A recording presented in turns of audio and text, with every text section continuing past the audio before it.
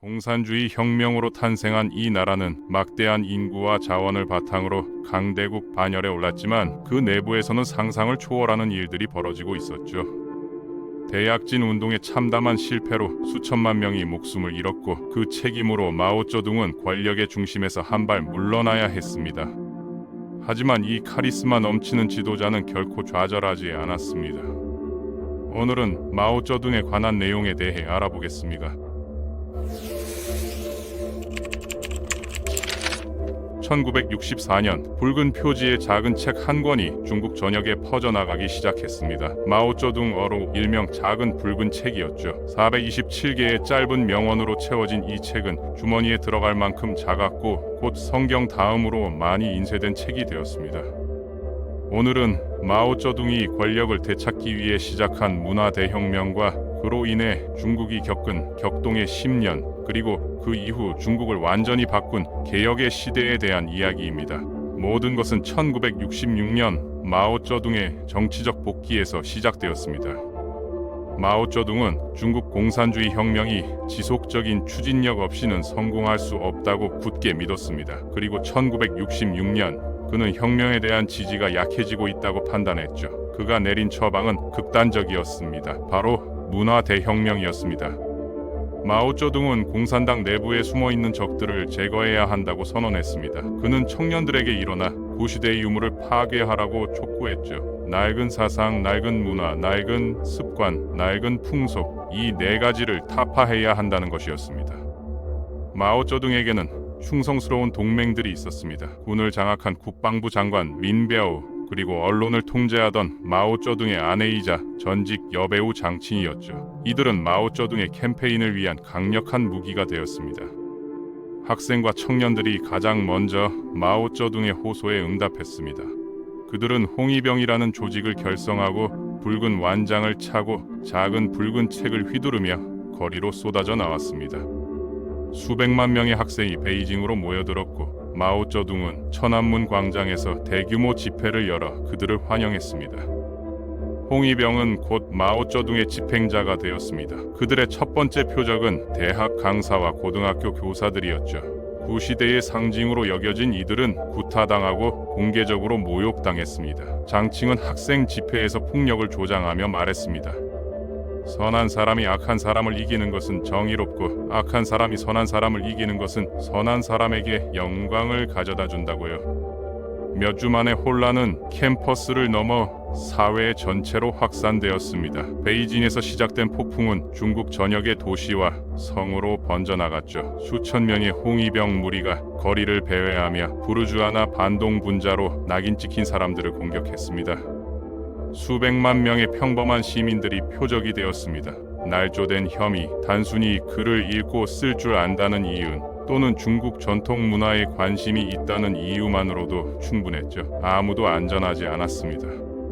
피해자들은 투쟁회의에 끌려가 공개적으로 모욕당하고 고문당했습니다. 구타는 일상적이었고 때로는 사망에 이르기도 했죠.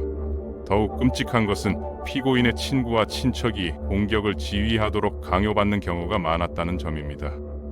공산당 이전 중국과 관련된 수백만 권의 책, 예술작품, 역사적 기념물이 파괴되었습니다. 수천 년의 문화유산이 단 몇 년 만에 불타 사라졌습니다.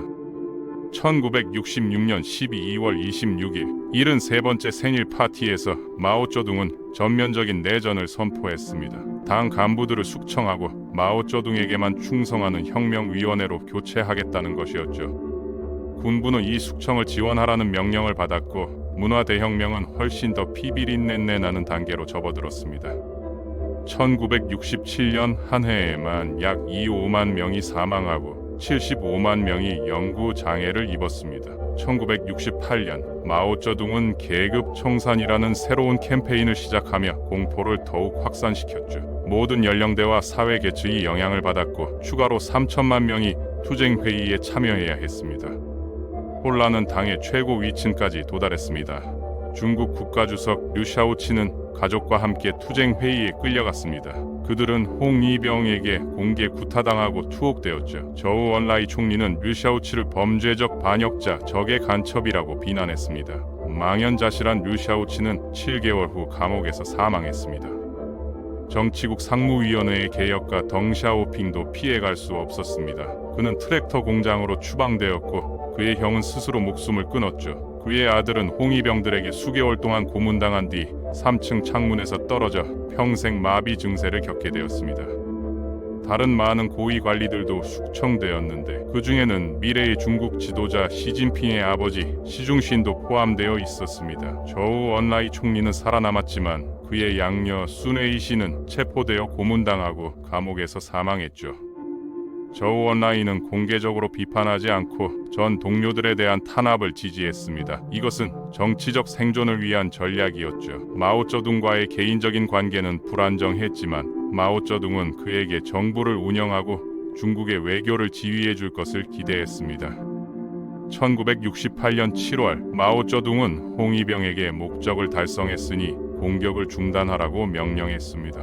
하지만 피비린내 나는 탄압과 혼란은 수년간 계속되었죠. 최후의 심판에서 마오쩌둥의 문화 대혁명은 알려지지 않은 수천, 어쩌면 수백만 명의 목숨을 앗아갔습니다.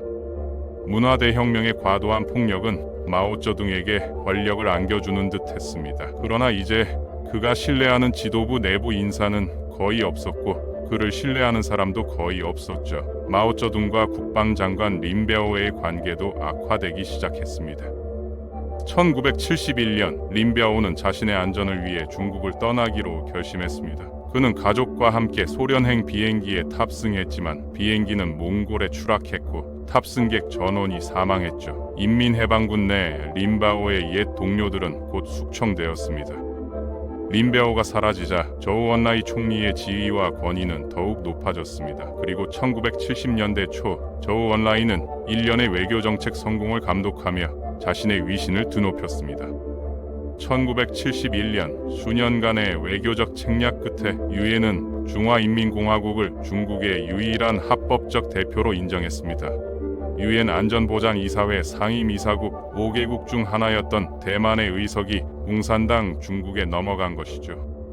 저우 언라이는 세계의 또 다른 초강대국인 미국과의 관계 개선도 추진했습니다. 화해는 1971년 미국 탁구팀이 중국을 방문하도록 초대받으면서 시작되었습니다. 1949년 이후 미국 대표단의 첫 공식 방문이었죠. 이른바 핑퐁 외교를 바탕으로 1972년 리처드 닉슨 미국 대통령이 중국을 방문했습니다. 닉슨은 열렬한 반공주의자였지만 양측 모두 소련에 대한 영향력을 확보하기 위해 관계의 개선을 모색했죠. 그 결과 1949년 공산당 집권 이후 유지되어 온 미국의 무역 금수 조치가 해제되었습니다. 1973년 저우 언라이의 오랜 동맹 덩샤오핑이 망명 생활에서 벗어나 베이징으로 귀국할 수 있게 되었습니다. 마오쩌둥은 그의 복권에 동의했고 1974년 덩샤오핑은 다시 부총리가 되어 저우 언라이와 긴밀히 협력했습니다. 건강 악화와 심화되는 편집증에 시달리던 마오쩌둥의 당내 장악력은 약해지기 시작했습니다. 1975년 4월 그의 오랜 라이벌 장제스가 대만에서 87세의 나이로 사망했죠. 국공내전에서 패배한 후 대만에서 권위주의 정부를 이끌었던 장제스의 죽음은 한 시대의 종말을 의미했습니다. 4개월 후 중국은 강력한 태풍에 시달렸습니다. 허난성의 폭우가 쏟아져 수십 개의 댐이 무너졌고 그로 인한 홍수로 수백만 채의 가옥이 파괴되었습니다. 공식 사망자 수는 2인 6명이었지만 최근 추정치는 그보다 몇 배 더 많을 것으로 보입니다. 1975년 중국 공산당은 근대화론자와 충성파로 분열되었습니다. 근대화를 이끄는 덩샤오핑과 저우 언라이는 문화대혁명의 최악의 만행을 선동한 4인방을 공개적으로 비난했죠. 4인방은 마오쩌둥의 아내 장친이 이끌고 있었고 당과 국가기관의 핵심 직책을 장악하고 있었습니다. 그러던 1976년 1월 저우 언라이가 암으로 사망했습니다. 저우 언라이는 조기 진단을 받았지만 마오쩌둥이 생명을 구할 수 있는 치료를 지연시키기 위해 직접 개입했다고 알려졌습니다. 1949년부터 중국 총리로 재임한 저우 언라이는 공산주의 중국의 핵심 설계자 중 한 명이었죠. 4월 4일 군중이 천안문 광장에 모여 그의 죽음을 애도하고 4인방의 공격에 항의했습니다. 다음 날 군대가 광장을 정리하기 위해 투입되었고 저우 언라이의 동맹 덩샤오핑이 이 소동의 주범으로 지목되어 다시 한번 해임되었습니다. 당 지도부의 긴장이 고조되는 가운데 수년간 심장과 폐질환을 앓아온 마오쩌둥이 1976년 9월 82세의 나이로 사망했습니다. 수백만 명의 중국인에게 마오쩌둥은 위대한 조타수였습니다. 중국을 폭풍우치 바다를 헤치고 안전과 번영으로 이끈 거장이었죠. 그러나 그의 성공은 비참한 실패로 이어졌습니다. 순수한 이념에 기반한 그의 농업 개혁은 역사상 최대 규모의 인위적인 기근을 초래했고 수천만 명이 목숨을 잃었습니다. 문화 대혁명은 수많은 무고한 희생자들에게 고통을 안겨주었죠. 노련한 공산주의자 천인의 말을 빌리자면 마오쩌둥이 1956년에 사망했더라면 그의 업적은 불멸했을 것이고 1966년에 사망했더라면 그는 여전히 위대한 인물이었지만 결함이 있었을 것입니다. 하지만 그는 1976년에 사망했죠. 마오쩌둥의 후계자로 지명된 사람은 화거펑이었습니다. 그는 유능하지만 영감을 주지 못하는 당 간부였고 위신과 개인적 권위가 부족했죠. 그의 첫 번째 임무는 마오쩌둥의 미망인 장친이 이끄는 4인방을 처리하는 것이었습니다. 1976년 10월 6일 4인방이 체포되었습니다. 그들은 문화대혁명의 혼란과 폭력을 조직한 혐의로 기소되었죠. 텔레비전으로 중계된 재판에서 장칭은 열정적으로 자신을 변호했지만 4명 모두 반혁명 활동 혐의로 유죄 판결을 받았습니다. 과거의 실수에 대한 책임이 4인방에게 씌워지면서 위대한 조타수로서의 마오쩌둥의 지위는 의심할 여지 없이 불가침으로 남을 수 있었습니다. 하지만 공산주의 중국에서 새로운 시대가 시작되고 있다는 것은 분명했죠. 당의 반대편을 대표하는 인물이 있다면 바로 덩샤오핑이었습니다. 현재 72세인 덩샤오핑의 당내 운명은 극심하게 변동했습니다.